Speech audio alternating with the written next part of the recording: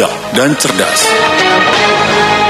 Rekan Dakta, saatnya kita masuk dalam segmen ulasan media bersama penguji kompetensi wartawan di LPDS dan Plus Buku Bapak Lahyanto Nadi. Assalamualaikum Pak Lahyanto. Ulasan media. Assalamualaikum Pak Lahyanto. Assalamualaikum Pak. Ya, Pak Lahyanto, kita akan membahas terkait dengan elektabilitas berubah, ada yang turun dan ada yang bertambah. Kalau kita lihat seberapa pengaruh besarkah elektabilitas bagi Pilpres ini ataupun nanti pada Pileg nanti, Pilkada dan sebagainya, dan juga kepada masyarakat, apakah ini menjadi pertimbangan tersendiri, Pak? Kupas kelapa jangan dibelah. Kalau dibelah airnya tumpah. Ya. Kita buka dengan bismillah, insya Allah wawancara kita berkah. Amin, amin ya robbal alamin. Silakan. Ya, itu begini. Ya, soal survei ini menarik ya, karena biasanya kan sebelum debat itu udah survei udah banyak ya yang dimunculkan dari lembaga-lembaga survei. Gitu. Jadi makanya saya bilang ini temanya elektabilitas berubah, ada yang turun, ada yang nambah. Ini dilakukan oleh CSIS ya, yang baru. Itu setelah debat yang kemarin tanggal 18 ya. Jadi setelah debat capres, dia langsung melakukan survei ya. Hasilnya berubah gitu, berubah yang cukup banyak karena ini sangat signifikan ya. Jumlah sampelnya itu sampai 1.300 orang dan tersebar di seluruh provinsi, ada 34 provinsi. Nah, kalau yang minggu lalu kita ceritakan yang dari Polmark kan ada 1.200 dengan 32 provinsi. Nah, ini lebih banyak lagi respondennya sampai kepada 1.300 dan provinsinya lebih luas lagi sampai 34 provinsi. Nah, jadi ini menarik ya karena dan dilakukan setelah debat capres. Ini berubah ya. Ini baru pertama kalinya Anies Muhaimin Iskandar itu mengalahkan Ganjar Mahfud. Ya, jadi dia dapat 26%, kemudian Ganjar Mahfud cuma 19,4%. Sementara Prabowo juga menurun menjadi 43,7% gitu. Nah, ini yang belum menentukan masih 6,4% gitu. Yang tidak menjawab 4,5%. Kalau dibandingkan dengan Kompas ya, Kompas itu memang Prabowo unggul, tapi yang belum menentukan masih 20% gitu. Masih banyak perubahan-perubahan yang signifikan nantinya. Nah, ini menarik karena dilakukan setelah debat capres. Jadi ada pengaruhnya benar. Jadi setelah debat pertama berlangsung itu masih ada waktu sebenarnya untuk menentukan kinerja politik. Gitu. Jadi ini secara rasional bisa kita lihat bahwa ketiga aktivitas mobilitas kampanye di luar dan di debat itu mempengaruhi dari pemilihan. Saya kira itu pertama. Iya, baik. Tapi kalau kita lihat kan memang setiap lembaga survei ini pasti berbeda-beda, Pak ya. Pasti ada kepentingannya masing-masing, Pak ya. Bagaimana masyarakat bisa memilih kadang survei A menggunakan si A, survei B beda lagi begitu, Pak? Iya, nggak apa-apa. Ini kan dilakukan secara ilmiah. Ya, semua itu punya keunggulan dan kelemahan. Ya. Tapi itu menjadi satu cerminan gitu. Ada perubahan-perubahan yang signifikan. Ini juga mempengaruhi juga.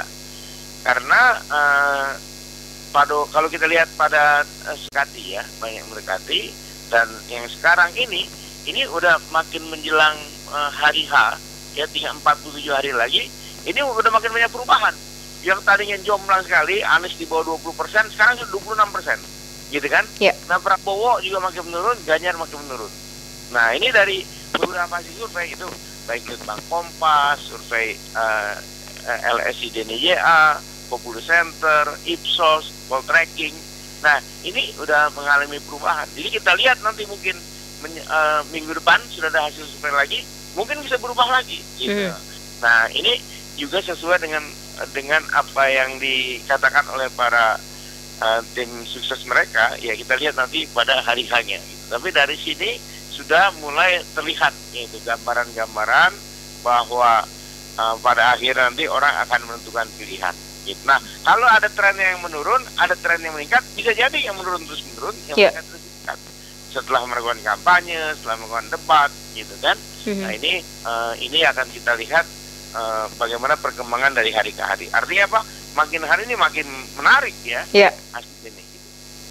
Baik, tentu ini persaingan yang sangat sengit. Bagaimana dari ketiganya bisa menaikkan elektabilitas dengan cara strategi mereka masing-masing ya Pak?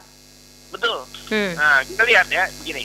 Misalnya program Desak Anies itu kan untuk anak-anak muda, gitu kan. Nah itu di mana-mana terus digencarkan. Jadi di situ orang mulai berpindah. Setelah itu diamplifikasi ke media sosial, gitu. Orang mungkin terpengaruh, gitu. Karena kan orang yang pertama seperti yang saya bilang kemarin, kita pemerintah Jokowi kan 4 krisis nih kan, moral, krisis konstitusi ya, kepercayaan.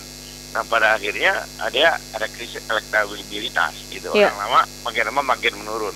Yang jelas sudah krisis dukungan ya dari DPR.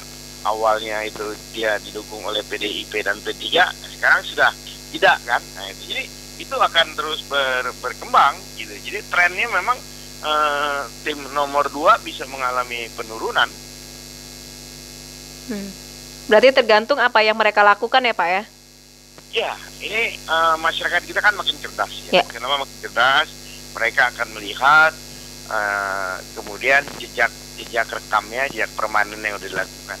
Nah ini untuk menengah atas itu sangat berpengaruh ya. Nah, kemarin saya jalan-jalan juga ke toko buku gitu, melihat masing-masing ada buku-buku yang dijual gitu, saya nggak nyebut nama mereknya ya, karena nanti bilang promosi. Dijual.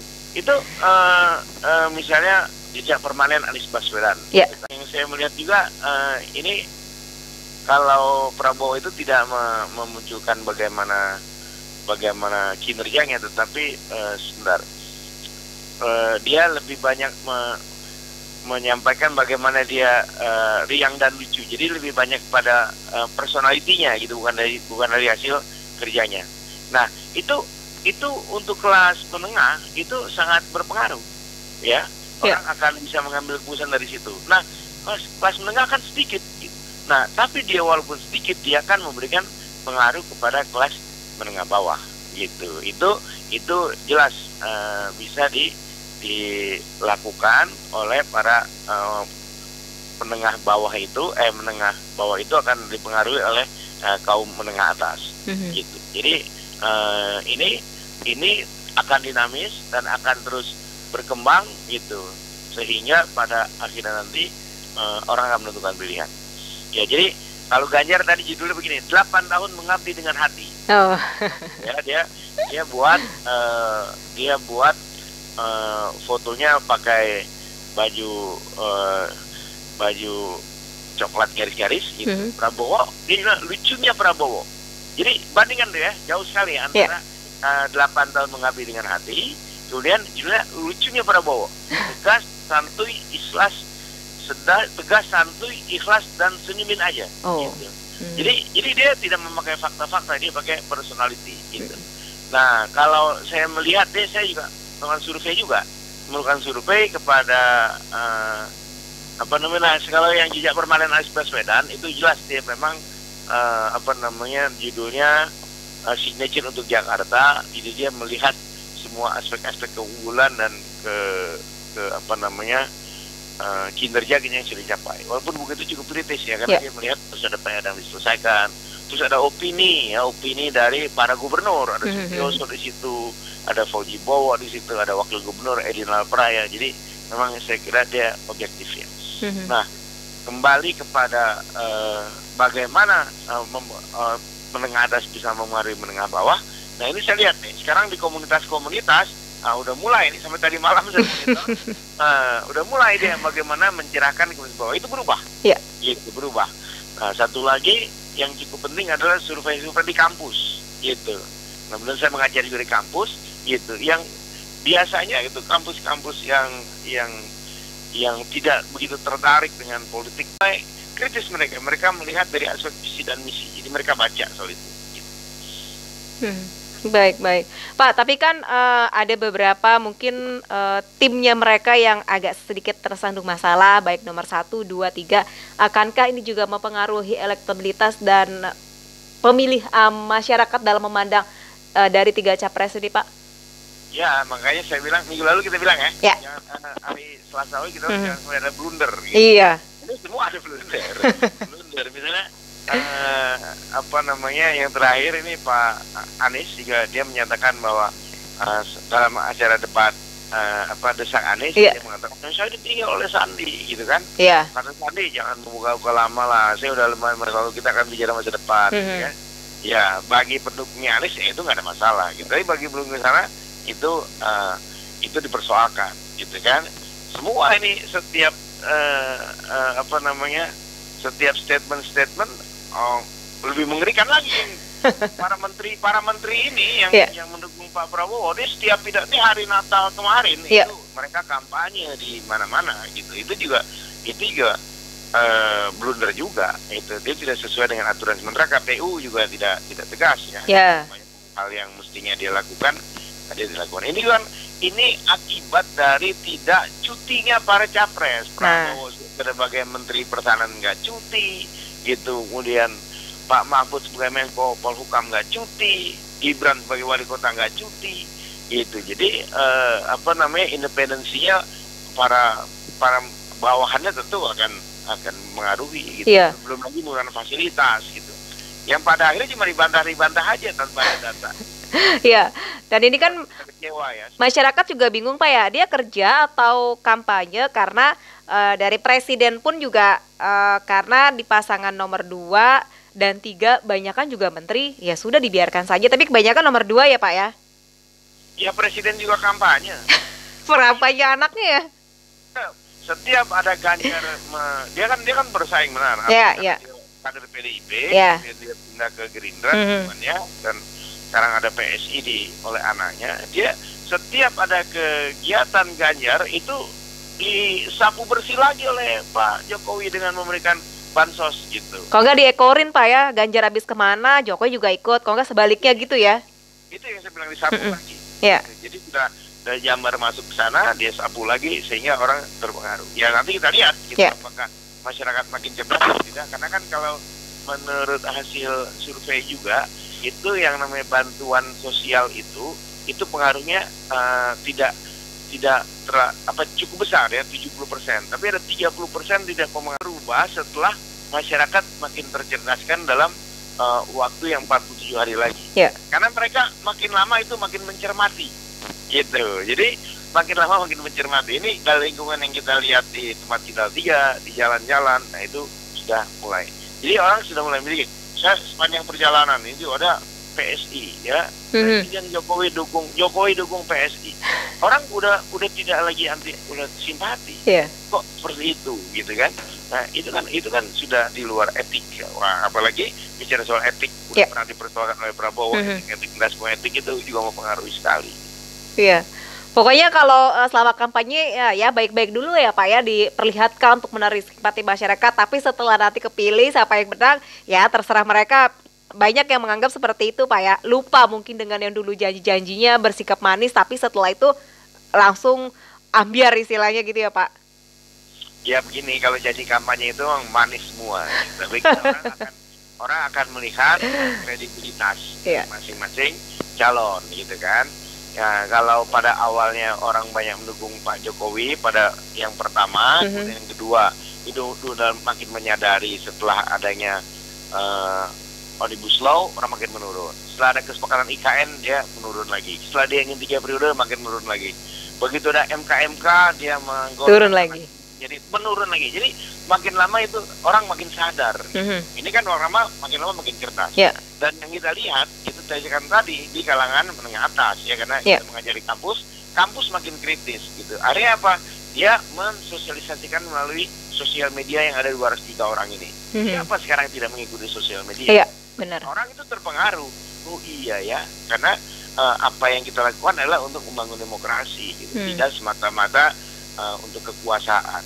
Makanya Anies cerdas juga dikatakan bahwa hukum di atas kekuasaan, bukan kekuasaan di atas hukum. Karena pada belakangan ini itu yang terjadi. Gitu. Soal demokratisasi juga begitu.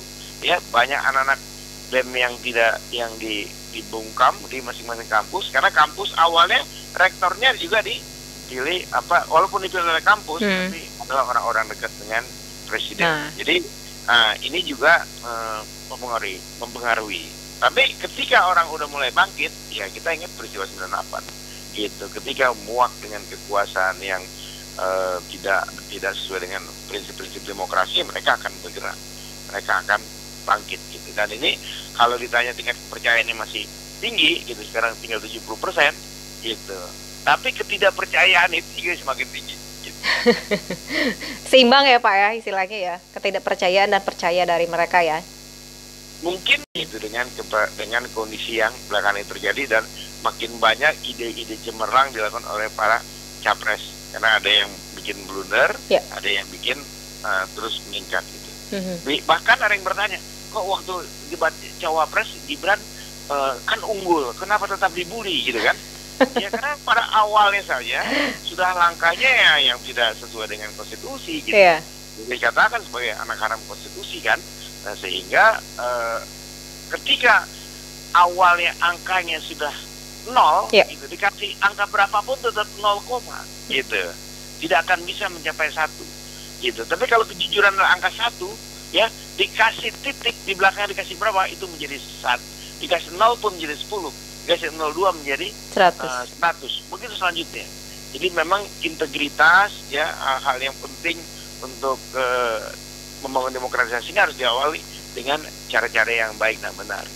Dan ketika ditanyakan oleh pada Pak Prabowo bagaimana perasaan Anda ketika sudah ditentukan oleh MK gitu, dan masih ada waktu untuk bisa mengubah, dia marah gitu. Itu akan akan dinilai oleh publik, oh ternyata memang ada kesalahan yang tidak bisa diampuni. Ya, meskipun bantahan apapun, masyarakat sudah menilai pada awal tersebut dari putusan MK, bahkan ada yang mengatakan Gibran tuh bukan anak muda, mewakili anak muda, tapi anak presiden ya Pak ya? Ya, gini, muda itu bukan hanya sekedar usia biologis, gitu, tapi usia psikologis dan usia dari suatu proses, gitu. Jadi kalau ada cara berpikir, ya, cara berpikir itu adalah muda. Gitu. Kayak misalnya sudah usia kepala 5 gitu kan, tapi kalau berpikir masa depan gitu, tidak berpikir masa lalu, itu muda gitu. Tapi kalau orang yang hanya mengandalkan pengalaman dari orang tuanya, itu tua gitu. Karena kan kalau dari pengalaman muda sekali, baru 2 tahun sebagai wali kota gitu kan. Tapi pengalamannya, tapi dia didukung oleh keluarga gitu, sehingga pada akhirnya dia bisa muncul gitu. Ya jangan sampai negara ini rusak hanya oleh